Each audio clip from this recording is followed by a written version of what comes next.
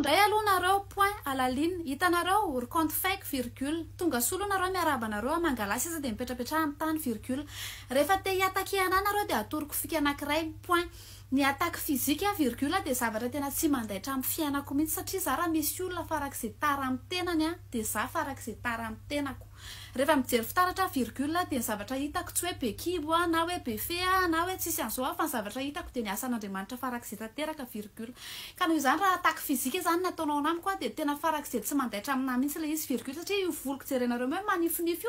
io rehefa sasana amin'ny efatra sy dimy io dia maina masoko lazainareo fa mandrongony io mahita ny aveniranareo izy indray ny profesanareo amin'ny vadinareo amin'ny 31 farany taona ny oriko lazainareo fa ngeza be io ny avantage-ny io miaina indray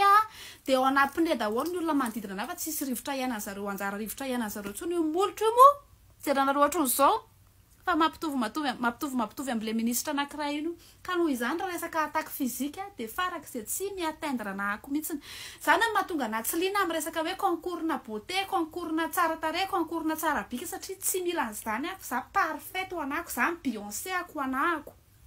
raha ohatra nareo ka te hoe hiatteindre anah te hanao izay akararony foko dia latsao isan'andro hoe fa maninona ny any amin'ny firenenareo misy fossé ngeza be eo anelanelany mahantra sy ny manan-karena maninona tsy misy classe moyenne fa tonga dia hoe na ianao farak'izay mahantra na ianao farak'izay manan-karena ny tomobile hika farany dia hitany Madagasikara daholo ny telefone iPhone 13 vao mivoaka dia efa hitanao any Madagasikara nefa any Madagasikara koa ny ahitanao an'izany hoe olona miaina latsaky ny 200 ao anatin'ny ray andro zany andatsanana hoe fa maninona impossible zany any Madagasikara fa raha hoe resaka fizika zany tsy miatteindre anahako mihitsiny maninona 95% ny biodiversité ny espèce endémique rehetra dia hita any Madagasikara nefa any Madagasikara ny ahitana ny olona farak'izay mahantra ny resaka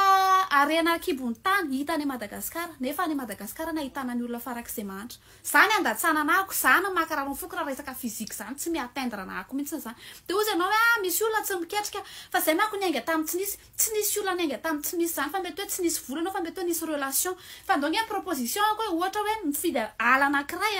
dia makany daholo tsika rehetrarehetra tsy mitondra na fanjaitra anankiray ary fa mijanona ao anatin'ny io ala io tsisy hoe avaniza sy avaniza fa tena hoe ao dia samy karataka efa tonga ao amin'ny ala io tsiny tsika dia tena hoe zéro ny départ tsy misy hoe tadatoanay ministre dia napitra ny tary tsy misy hoe mamanay namela lova fa tena hoe miainga zéro daholo dia ahitantsika amin'izay hoe mitovy raha mitovy ny départ atsika dia mety hoe mitovy ny arrivé atsika sa mbola misy an'izay fossé ngeza be zay entre ampanankarena sy ny mahantra fa zany hoe monsieur le président aiza ho aiza ilay izy zay parsa fa any manko zany io projet anay io no ataonay